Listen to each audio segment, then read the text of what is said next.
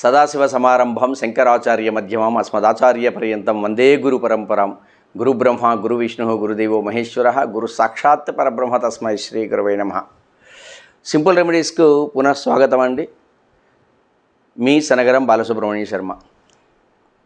ఇప్పుడు జీవితాంతం సార్ ప్రతిదానికి ఏదో ఒక తంత్రము మంత్రము చేసుకుంటూ ఉండాలన్నా, మరి జీవితాంతము ఏదో ఒక ప్రక్రియతో మనం అన్ని సమస్యలకు పరిష్కారం దొరకదా అని అనుకుంటే మంగళవారము, గురువారము, శనివారం అండి, ఈ 3 రోజులు మనం గన ఒక ప్రక్రియ చేయగలిగితే ఒక్కొక్క రోజు మీకు 10-12 నిమిషాలు పడుతుందండి. అది కనుక చేయగలిగితే ఇక మీరు జీవితంలో ఏమి చేయాల్సి వస్తుంది. అద్భుతం, మహాద్భుతం. నేనైతే 25 సంవత్సరాల నుంచి మా ఇంట్లో చేస్తున్నాం మేము ఇప్పటికీ కూడా. చాలా చిన్న ప్రక్రియ. ఆ చేయడం వలన ఏమవుతుంది సార్, ధనాభివృద్ధి ఖచ్చితంగా జరుగుతుంది, మీకు సంపదలు పెరుగుతాయి, ఇంట్లో ఆనందం డెఫినెట్గా ఉంటుంది, ఎటువంటి పరిస్థితిలో అయినా ఫైనాన్షియల్ ప్రాబ్లం ఉండదు. ఇది 100% వాస్తవం. మీరు చేసి చూడండి, అనుభవించండి, అప్పుడు మీకే తెలుస్తుంది, మీరు 10 మందికి చెప్తారు. అయితే ఖచ్చితంగా మరి కర్మలు కూడా తెగుతాయా? చాలామందికి ఉన్న ప్రాబ్లం ఇది. సార్ కర్మలు తెగుతాయా? శ్రీకృష్ణుడు భగవద్గీతలు చెప్పారు కదా, అవశ్యం అనుభోక్తవ్యం కృతం కర్మ శుభాశుభం కదా. మనం ఏ పని చేసినా దానికి మంచో చెడో రావాల్సిందే కదా. కాబట్టి కర్మలు పూర్వజన్మ కర్మను బట్టే కదా మన కర్మ సిద్ధాంతం కదా. ఆ కర్మలు మనల్ని విడనాడదు, ఆ కర్మల వల్ల మనం నశించాల్సిందే కదా, ఇంకా అది అనుభవించాల్సిందే కదా, ఎందుకు అన్నది చాలామంది చెప్తుంటారండి. అదే భగవద్గీతను సరిగ్గా చదవని వాళ్ళు కూడా కొంతమంది ఉంటారు. ఇది ఒక్కటే చదివి ఉంటారు. ఇంకొకటి జ్ఞానాగ్ధదగ్ధ కర్మణ అంటారు, కర్మాణి అని. అంటే జ్ఞానం అనేది అగ్నిలాగా ఈ కర్మలన్నింటినీ దగ్ధం చేస్తుందట. అయితే జ్ఞానం అంటే ఏంటో తెలుసుకోవాలిగా. ఆ జ్ఞానము గురుముఖంగా వస్తుంది, గురువు నమ్మడం వల్ల వస్తుంది, లేదా గురువులు దొరకనప్పుడు ఖచ్చితంగా సదా స్మరణతో భగవంతుని దగ్గరయ్యి ఆ స్మరణ, ఎందుకంటే స్మరణ మాత్ర సంతుష్టాయ అని భగవంతునికి పేరు. స్మరణ మాత్రము చేత చాలా సంతోషిస్తాడట. ఆ స్మరణ చేసుకుంటే ఈ కర్మలన్నీ తెగిపోతాయండి. అందుకనే ఖచ్చితంగా ఈ కొన్ని రెమెడీస్ రాసిపెట్టి ఉన్నారు, పురాణాల్లో ఉన్నాయి.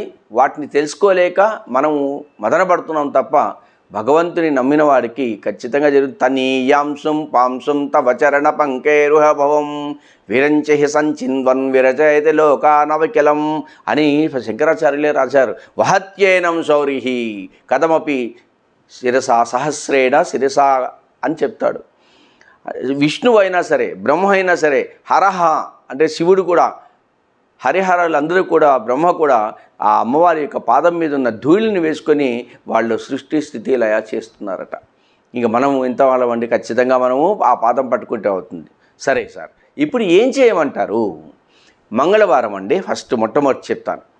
మంగళవారం నాడు పెందరగడ నిద్ర లేచి, అంటే ఈ కాలంలో టైం కొంచెం మారిపోయిందండి. Early in the morning 8 o'clock 9 o'clock అంటున్నారు. అదే కానీ తెల్లవారుజామున అంటే సూర్యోదయం ముందని అర్థం ఉంది. అప్పుడు కన్నా లేచి తలంటి స్నానం చేసుకుని పూజ గదిలోకి వెళ్ళి ఒక వెండి పాత్ర తీసుకొని, వెండి పాత్ర ఏదైనా పాత్ర కానీ ప్లేట్ కానీ తీసుకొని, కందులు కానీ కందిపప్పు కానీ దాన్ని ఆ పాత్ర నిండుగా పోసి పూజ గదిలో పెట్టి దానికి కుంకుమ పసుపు అక్షతలు వేసి పూలతో అలంకరణ చేసి ఆ కప్పుకి, అంటే అక్కడ కుజుడికి ప్రతీక కాబట్టి కుజుడే మన దగ్గరికి వచ్చి ఉన్నాడు అక్కడ అని భావన వ్యక్తం చేసి, ఆ ఏదైతే కందిపప్పు ఉన్న ఆ వెండి పాత్రకు మనం ఆ పాత్రనంతా కుజునిగా మనం పరిగణనలోకి తీసుకొని మనసులో భావించి దానికి పూలమాలతో ఇచ్చేసి, ఇక మీరు ఎలా పూజ చేస్తారో ఆ దీపాలు పెట్టి ధూపం వేసి దీపం ఇచ్చి అంత నైవేద్యం ఏదో ఒకటి పెట్టి, నైవేద్యం ఏది పెట్టాలంటే మీ ఇష్టం అండి. మీరు ఏమి తింటారో నైవేద్యం పెట్టచ్చు. మీరు ఏది తింటారో అదే, ఉల్లిపాయ అవి కాకుండా, వెల్లుల్లిపాయ ఇలాంటివి కాకుండా మిగిలినవన్నీ పెట్టచ్చు. మీరు నైవేద్యం పెట్టి ఆ చివరిలో ఆ ప్రసాదం తీసుకొని నమస్కారం చేసుకొని కుజుడు అంటే అంగారకుని యొక్క అష్టోత్తరము చదివి ఆ రోజు బయటకు వచ్చి ఆ ప్రసాదం తీసుకున్న తర్వాత ఒక్క పూట భోజనం చేయాలండి. అది మధ్యాహ్నం చేస్తారా, నైట్ చేస్తారా, మీ ఇష్టం. తర్వాత టిఫిన్. లేదు సార్ ఆ భోజనం కూడా చేయనంటే ఇక ఆ రోజంతా టిఫిన్ తినొచ్చు, మీ ఇష్టం. అయితే వెల్లుల్లిపాయ కానీ ఇట్లా ఉల్లిపాయలు కానీ ఇలా చిన్నుల్లిపాయలు అవి ఏవి తినకూడదండి, మసాలాలు తినకూడదండి. నార్మల్ సీదా సాధు జంతువుల్లాగా మనము ఖచ్చితంగా మనము సాధు జంతువుల్లాగా ఒక పథ్యం ఉండాలి, ఒక నియమం ఉండాలి, పద్ధతి ఉండాలి, నార్మల్ ఫుడ్ తీసుకోవాలి. సాధు జంతువు అన్నా అని చెప్పి కోపగించుకోవడండి. జంతువునాం నరజన్మ దుర్లభమని, మనం కూడా జంతువులమే, కాకపోతే నరులమై వచ్చాం అంతే, మాటలు అన్నీ వస్తున్నాయి అంతే. కాబట్టి దాంట్లో ఏం మనకి ప్రాబ్లం లేదు. కాబట్టి ఇది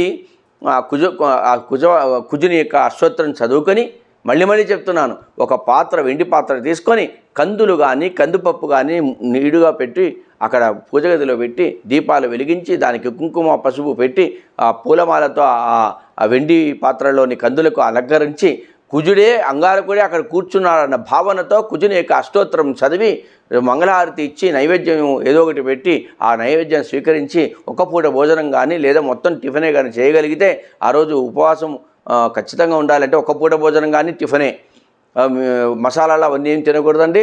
అది చేయగలిగితే ఎంత అద్భుతంగా పనిచేస్తుందో. మీకు అప్పులుంటే అప్పులు తీరిపోతాయి. అప్పులే కాదు, నసంశయ ధనీ భవేత్ అంటాడు. రుణం తీర్ప నసంశయ ధనీ భవేత్ అంటాడు. కాబట్టి రుణం తీరిపోయి ధనం పెరగడం అనేది అక్షరాల నేను మీకు ప్రత్యక్ష సాక్షిని. నేను మీ ముందు కూర్చొని మాట్లాడుతున్నాం. మేము ఇప్పటికీ 25 సంవత్సరాల నుంచి చేస్తూనే ఉన్నాము. అది కుజుని యొక్క ఇది. అదేవిధంగా గురువారం రోజు తెల్లవారే లేచి గురువారం నాడు అదే వెండి పాత్రలో, వెండి ప్లేట్లో శనగలు అండి, పచ్చి శనగలు వేసి శనగలన్నీ నిండుగా పెట్టి, గురువారం బృహస్పతి వారము అని, బృహస్పతి గ్రహము, బృహస్పతే వచ్చి కూర్చున్నాడనగా భావన మీరు చేసుకొని దానికి పూలు, అక్షింతలు, కుంకుమ, పసుపు అన్నీ పెట్టి అలంకరించి ఆ బృహస్పతిని అలంకరించాలన్న భావన ముఖ్యం. ఆ భావన చేసుకున్న తర్వాత ఆ దీపం పెట్టి మరి బృహస్పతి యొక్క నవగ్రహాల్లో బృహస్పతి యొక్క అష్టోత్తరం ఉంటుంది, అది చదువుకొని దీపము అన్నీ ఇచ్చి నైవేద్యం ఏదన్నా పెట్టి ఆ నైవేద్యాన్ని మీరు స్వీకరించి ఆ రోజు కూడా ఒక పూట భోజనము లేదా పూర్తిగా ఉపవాసం ఏదైనా టిఫిన్ తినగలిగి ఉంటే అదొక మంచి అద్భుతం. ఎందుకంటే దేహనా పుష్టిశ్చ పుత్ర సంపద అంటారు. కాబట్టి సంతానం కావాలన్నా, దేహం బాగుండాలన్నా, ధనం రాబడి ఉండాలన్నా, అన్నీ మనకు పేరు ప్రతిష్టలకు అన్నిటికీ ఇది ఉండాలన్నా గురుబలం బాగుండాలి. కాబట్టి ఆ బృహస్పతి ఖచ్చితంగా కనుకరిస్తాడు. ఇది గురువారం రోజు. మళ్ళీ ఒకసారి చెప్తా. గురువారం రోజు తెల్లవారుజామున తలంటు స్నానం చేసి ఒక వెండి పాత్రలో కానీ వెండి గిన్నెలో కానీ ఆ శనగలన్నీ నిండుగా వేసి ఆ పూజా గదిలో పెట్టి దానికి పసుపు కుంకుమ అన్నీ వేసి ఆ పూలతో అలంకరణ చేసి బృహస్పతి యొక్క నవగ్రహాల్లో ఉంటుంది అష్టోత్తరం చదివి ఆ చదివిన తర్వాత అగరబత్తులు ధూపదీప నైవేద్యాలు కాయించిన తర్వాత ఆ నైవేద్యం మీరు తీసుకొని ఆ రోజు ఒక్కపూట భోజనం చేసి కొంచెం నియమాలు పాటించగలిగితే మాత్రం మహాద్భుతంగా పనిచేస్తుంది. అది గురువారం రోజు.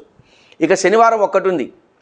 శనివారం రోజు మళ్ళీ తలంటు స్నానం చేసుకొని ఒక నువ్వులు కొద్దిగా బెల్లం వేసి మిక్సీలో వేసి ఆల్రెడీ పెట్టుకొని ఉండాలి. ఒక డబ్బాలో నువ్వులు, నల్ల నువ్వులు, బెల్లం కలిపి మిక్సీలో వేస్తే అది ఒక ప్రెసిపిటేట్ లాగా ముద్దలాగా తయారవుతుంది. అటువంటి ముద్దను తీసుకొని, అంటే నువ్వులు బెల్లంతో కలిసిన ముద్దతో ప్రమిదను తయారు చేసి ఆ ప్రమిదని స్టీల్ ప్రమిద ఒకటి తీసుకొని స్టీల్ ప్రమిదలో పెట్టుకొని ఒక 2 ఒత్తులు వేసి నెయ్యి పోసి, అంటే నేతి దీపం పూజ గదిలో పెట్టి దానికి మళ్ళీ కుంకుమ పసుపు అంతా వేసి ఆ పూలతో అలంకరణ చేసి శనేశ్వరుడే అక్కడ వచ్చి మన ఇంట్లో కూర్చున్నాడా అన్న భావన కల్పించి దానికి శనీశ్వరుని యొక్క అష్టోత్తరం చెప్పి, లేదంటే ఆ మంత్రం మీకు సింపుల్ రెమెడీస్లో మీకు ట్యాగ్ కూడా మేము కల్పించమంటే కింద ఇస్తాం. శనేశ్వరాయ శాంతాయ సర్వాభీష్ట ప్రదాయినే ద్వాదశాస్తమ జన్మస్థ ద్వితీయ స్థాన ఏవచ తత్తత్ లగ్నస్థ దోషాంచ సర్వాన్ పశ్య మమ ప్రభో నమోర్కపుత్రాయ శనేశ్వరాయ నిహార వర్ణాంజన మేచకాయ శ్రుత్వా రహస్యం భవకామదస్త్వం ఫలప్రదో మే భవసూర్యపుత్ర త్రయంబకం యజామహే సుగంధిం పుష్టివర్ధనం ఉర్వారుకమే బంధనాన్ మృత్యోర్ముఖీయమామృతాత్ అనే మంత్రం చెప్పుకున్నా చాలు. శని యొక్క అష్టోత్తరం చెప్పుకొని మళ్ళీ ధూపదీప నైవేద్యాలు చేసి ఆ నైవేద్యాన్ని తీసుకొని ఆ రోజు కూడా ఒక్కపూట భోజనం లేదా మొత్తం అంతా ఉపాసం ఉంది ఒక టిఫిన్ చేయగలిగితే, అల్పాహారం తీసుకోగలిగితే అత్యద్భుతంగా పనిచేస్తుంది. నియమాలు పాటించాలి. సో మళ్ళీ మంగళవారం నాడు గురువారం నాడు శనివారం నాడు నేను చెప్పినట్టుగా మీరు చేయగలిగితే జీవితాంతం బతికున్న రోజులు మీరు ఒక 10 వారాలు గడిచిన తర్వాత మీ లైఫ్లో జీవితంలో ఎంత అద్భుతం చూస్తారో మీకే తెలుస్తుంది. అంటే మంగళవారం ఒకటి, గురువారం ఒకటి, శనివారం అటువంటి 3 వారాలు అవ్వగానే మీకు మొత్తం బాగా పని తీరుతుంది. అత్యద్భుతంగా అప్పులు తీరిపోతాయి, రుణాలు తీరిపోతాయి, అదే రుణం తీరిపోతుంది, ధనం బాగా వస్తుంది, మీకు పేరు ప్రతిష్టలు వస్తాయి, సంపద వస్తుంది, ఇల్లు కావాలన్న వాళ్ళు ఇల్లు కోరుకుంటారు. తర్వాత శనేశ్వరుని బాధలన్నీ పోతాయి. అన్నీ చేసి ప్రశాంతత కలిగి జీవితం అత్యద్భుతంగా నేను మీ ముందు ఇప్పుడు ఎలా కూర్చొని ఉన్నానో అలాగే హ్యాపీగా ఉంటారు, అన్నింటిలో రాణిస్తారు. ఇది నమ్మి విశ్వాసంతో చేయాలి. శుభం భూయాత్.